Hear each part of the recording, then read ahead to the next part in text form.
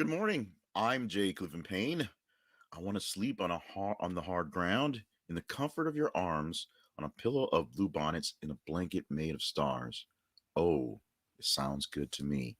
As I said moments ago, am still Jay Cleveland Payne. Today is actually Tuesday, February the 22nd, 2022. And this is things you might not have heard for this day, or technically yesterday. What we're presenting for you in the next 15 minutes are five news stories that you can go out and talk to, chat with, just go all into with people out there in the world, whether they're actually in the world or in the metaverse, however you want to claim it, and just have something to talk about that may or may not be the biggest mainstream media stories. Now, spoiler alert, we're gonna hit some pretty hard ones, pretty heavy ones this morning. But what we do for the Conversation Project and things you might not have heard is try to find things that people really want to chat about, news stories that are conversational by nature.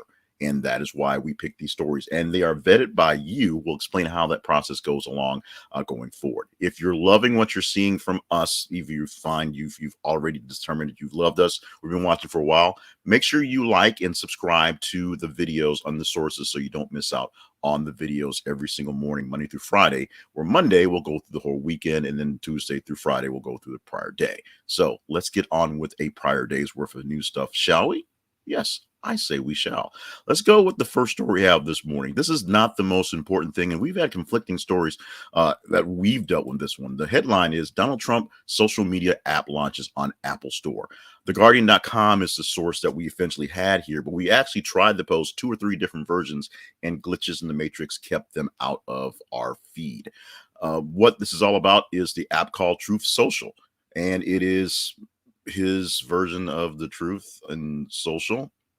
Well, it's a social media app that's supposedly a Twitter-ish type of thing. Basically, since Trump has been banned from Twitter, there have been many attempts by other people to try to bring up a right-wing-ish, for lack of a better term, social media app, social media platform that people can sustain.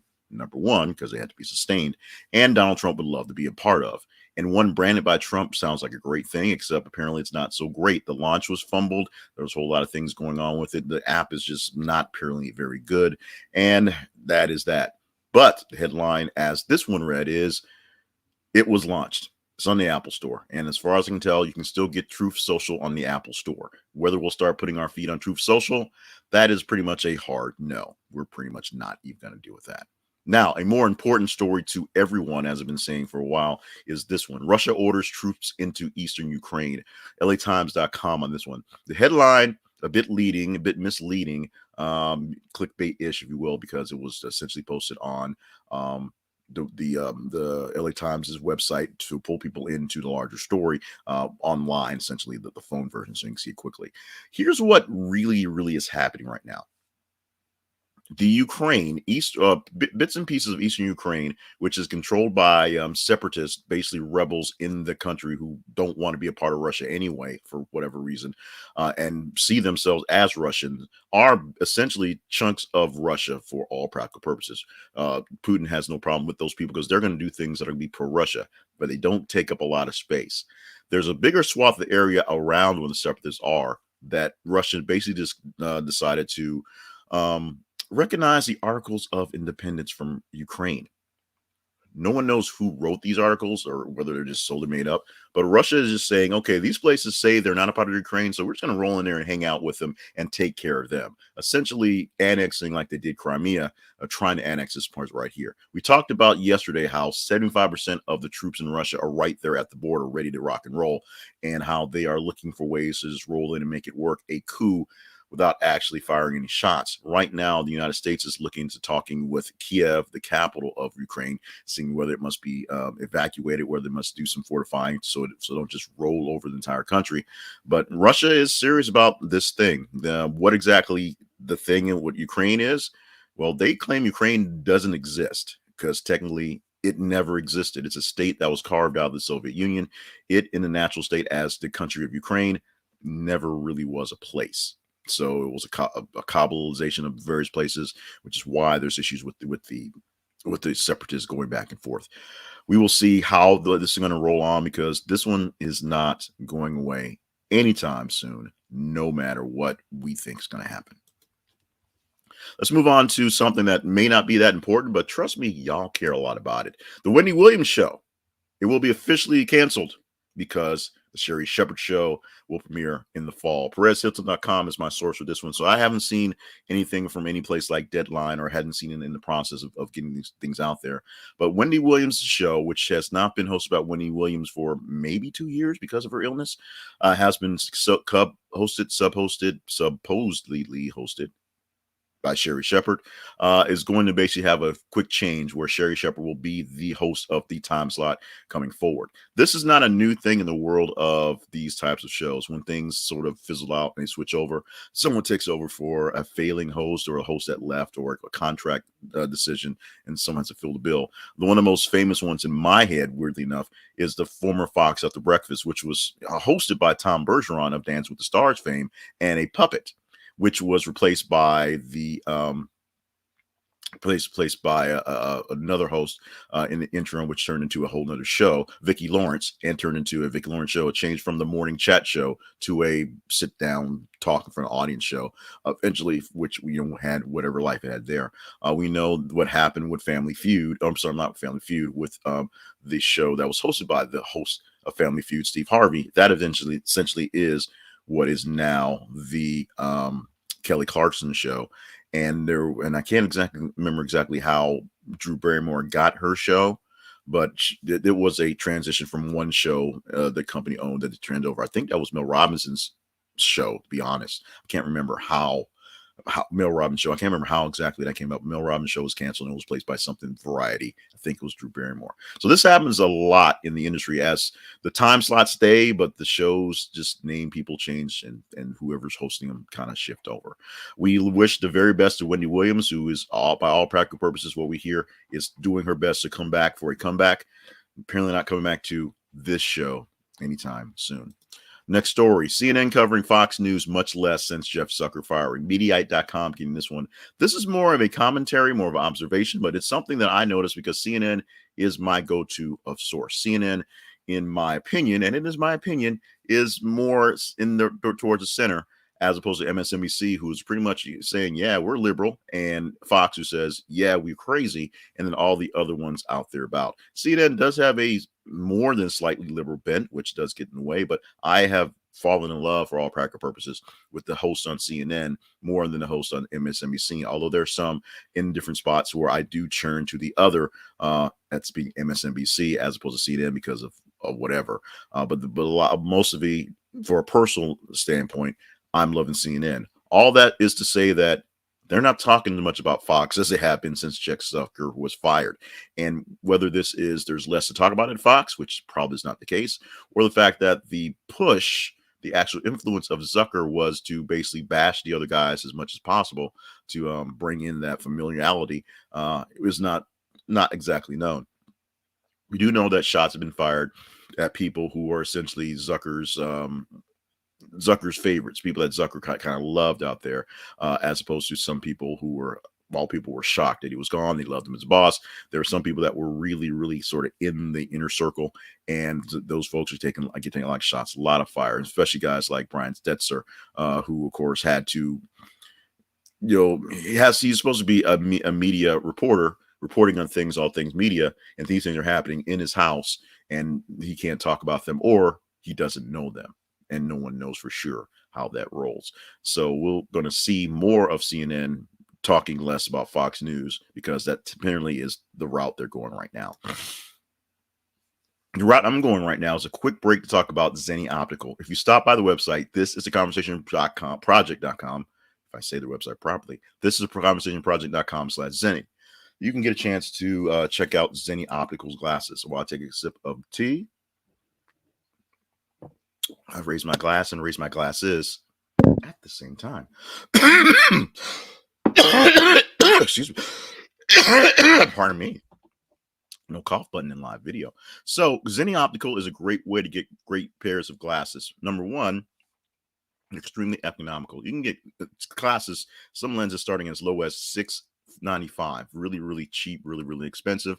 My frames right there are basic frames that start at $9.95, and you can go as high as the moon with designer frames of all sorts. It's not just really, really cheap glasses. It's all sorts of great glasses. Plus, transition style lenses and blue blocker style lenses and sports goggles and extra stretch resistance. Anything you need in your eyewear is there at Zenny Optical. Anything you need except to pay a lot of money, because Zenny Optical is one of the leaders in low cost eyewear. So check them out. You will fall in love with your next pair of glasses that will come from Zenny Optical. Hey, you don't like them? You can send them back like those other places. They just don't charge you a whole bunch of money and make a big fancy commercial spot about it. They pay me, guys. Actually, you guys pay me by going to Zenny Optical. This is a affiliate link. So as you buy from Zenny, it costs you nothing extra. We get a little couple pennies coming back, and it takes care of all the things we need here. Well, except for better shirts and better coffee. Other than that, it was fine. So check it out. This is theconversationproject.com/Zenny for Zenny Optical. Our final story of the day is one that you guys helped promote, and it is the teaser story from yesterday. Capcom announces Street Fighter 6. VentureBeat.com is the source for this one. And here's the thing. It's not much to tell. There literally isn't very much to talk about Street Fighter 6, except there's a teaser trailer saying Street Fighter 6 is coming. What we can tell you about is how many people were disappointed with Street Fighter 5 coming out in 2016, which is the last numbered version, fully numbered extension of the Street Fighter franchise, but it didn't offer very much in the way of innovation. But eventually they added new characters, added new support, added a couple of new skins, but it wasn't anything earth-shattering coming off of Street Fighter 3 and Street Fighter 4, and essentially going backwards to Street Fighter 2 Tournament Edition. Fifth installment, which pretty much, since there are no arcades anymore, all multiple console, had its issues. And so now Capcom, after doing math in my head, after 8 years of sort of holding on this thing, they're going to come out with a new Street Fighter. As I said yesterday, the generations will take a look at this and try to wonder, how bad was this thing? And they go through the original Street Fighter and realize it was pretty cheesy, the side scroller. But they'll see if this one will live up to the hype that is Street Fighter, and most likely Street Fighter 2. Our teaser story for the day goes to the BBC, their news site, and this story that you'll see popping up right here. And it is hedgehog population plummets in UK countryside, research suggests. Now, why are we doing a hedgehog story as our teaser? Well, I'm going to be really honest with you today. We're having a hard time getting news out for today. Coming in late last night and coming in today, it was pretty lax. Not a lot of exciting exchanging and more or less conversational things. So hedgehogs, I'm not sure that's all that conversational, but you guys have proven me wrong many times with what you guys want to talk about. So if hedgehog population in the UK countryside is what you want to chat about, this story should be posting right about now-ish if you're watching this live. Check out the feed, engage with the story, and you can be a part of saying we're talking about hedgehogs for the news story. And as far as being engaging and all that whatnot, bad transition, bad click on the slides. Let's talk about how you can be engaged with more of us here at the Conversation Project. Number one, our website. This is conversationproject.com. There you will find more information about the Conversation Project, some more Metabeania projects, why I can't speak so well, some of our sponsors, and links to things that we do around the world.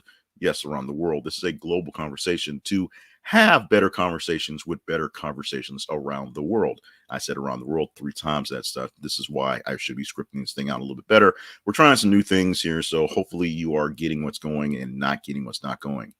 That part was actually meant to be said on purpose. BuyMeACoffee.com/JClevelandPayne. You heard that I did not mention this at the beginning of the show, so I waited to the end to pitch asking for money. So this is the pitch where we ask for money. Support from viewers like you via buymeacoffee.com/JClevelandPayne. For the cost of a cup of coffee, you can help keep the lights from doing that thing. That's because my lights are not properly set. More space and a better set would help out, so more coffees can get us there. And the part about being a part of the feed and being a part of vetting the shows, vetting the stories. Facebook.com/This is the Conversation Project and Twitter.com/TH_conversation.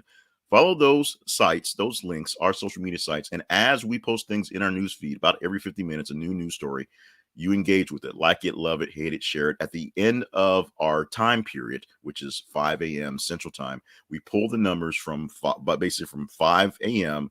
to a little bit of past midnight, about about 11 p.m. the day before. So about 28, 30 hours of time. And we go through that list. We put them out and we grade them by their engagement. Give a list from 10 from top to bottom. Take the top 15 stories and to pick 5 stories from that batch to present to you here. That hopefully are things you might not have heard about that are interesting that you can take to whatever you call your water cooler and chat about it on the day. We also do something really silly, and we're going to do it for a while, so we'll deal with it. A teaser song. And today, yes, it was the Chicks, formerly the Dixie Chicks, with Cowboy Take Me Away, a song that my wife was playing while doing some work the other day. And so it got inspired into here. So she takes full credit for inspiring a teaser song, not even knowing what was happening. If you want credit for inspiring a teaser song, send me a song. We'll pop it in there. You'll get your credit. In the meantime, I'm going to take most of the credit for all the work today. Of course, you actually did it, but I'm the one doing the speaking here and pressing the buttons. This has been Things You Might Not Have Heard for Tuesday, February the 22nd, 2022. I am still Jay Cleveland Payne. Find me on the socials at that moniker and just chat with me anytime you want to. Make sure you follow the feed so that you can be a part of the conversation, literally helping us figure out what to talk about and finding out what conversational issues were out there. So until tomorrow, another 28 hours of news to come, and we'll tell you what stories you said were worth chatting about that you might not have thought were all that big in things you might not have heard. Thank you so much.